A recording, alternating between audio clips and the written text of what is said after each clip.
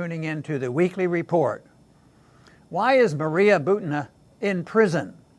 Russia gun rights activist and graduate exchange student Maria Butina was sentenced to 18 months in prison last week for conspiracy to act as a foreign agent without registering.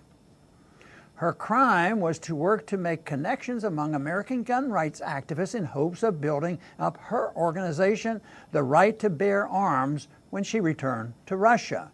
She was not employed by the Russian government, nor was she a lobbyist on Putin's behalf. In fact, the Putin administration is hostile to Russian gun right groups. Nevertheless, the U.S. mainstream media and Trump's Justice Department are treating her as public enemy number one in a case that will no doubt set the dangerous precedent of criminalizing person-to-person diplomacy in the United States.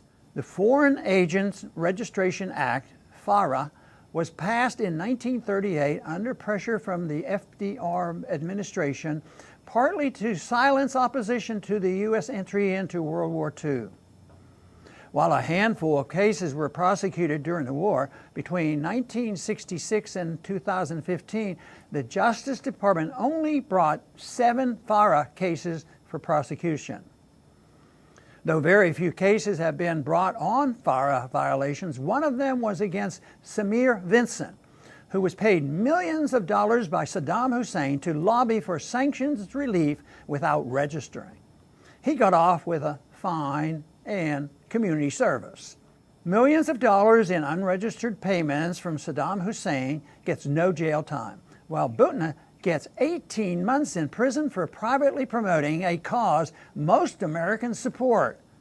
How is this justice? The U.S. Justice Department is not even as tough on illegals who commit capital crimes in the United States.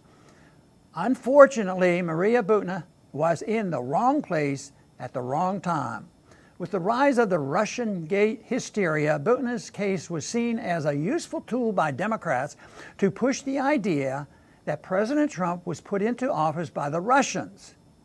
Plus, many of them are also hostile to our Second Amendment and to the National Rifle Association. So it was a perfect storm for Butina. Sadly, conservatives are mostly silent on this miscarriage of justice. They are also caught up in the idea that America can only be great if it goes abroad seeking monsters to destroy. Also, a new Cold War is very profitable to the military-industrial complex, and Butina serves an important propaganda purpose.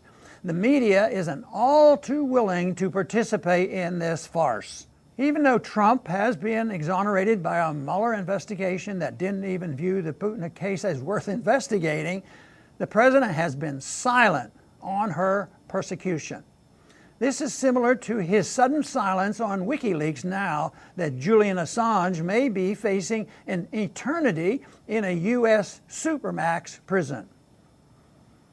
As author James Bamford, who recently in an excellent New Republic article on the Butina's case, the national security agencies are also eager to get another notch in their belts, and the Russian gun activist was low-hanging fruit for their ambitions. Non-interventionists believe strongly in citizen-to-citizen diplomacy as a way of avoiding war and conflict overseas.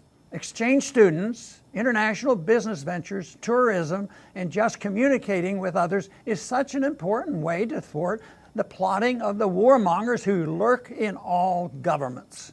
I'm saddened to see that the United States has made such a hostile move toward peaceful foreign citizens seeking friendship with Americans.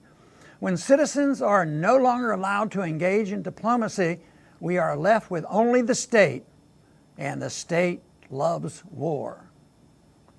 Thanks for listening.